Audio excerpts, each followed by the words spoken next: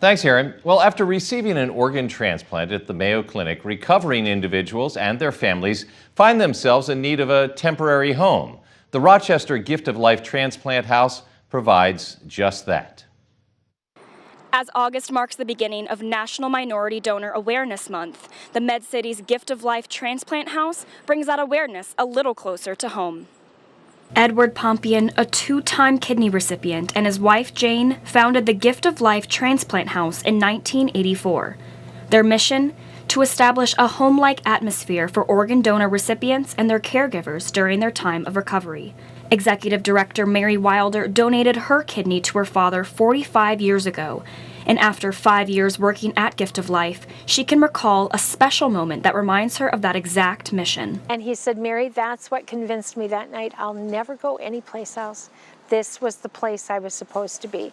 He said it changed my perspective on my transplant, and he said I think it changed my perspective on my recovery. So that's why we're here. Rochester's Gift of Life Transplant House has 84 guest rooms for patients and their families. 48 of those rooms are here at the Edward and Jane Pompian home. And the other 36 are at the Ann and Henry Zaro home right across the street. Of the 100,000 people on the organ donor wait list, 60% of those individuals come from a multicultural community. During National Minority Donor Awareness Month, Mary emphasizes the importance of these life-saving donors.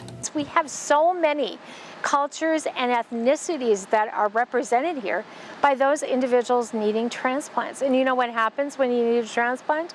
That's going to save your life. It doesn't matter anymore what ethnicity you are, what culture you come from. We embrace everyone. After nearly 37 years, the Gift of Life Transplant House continues to provide those in recovery with hope and healing.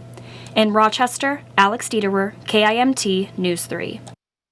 And the Gift of Life Transplant House provides nearly 4,400 individuals with an affordable place to stay and recover on a yearly basis.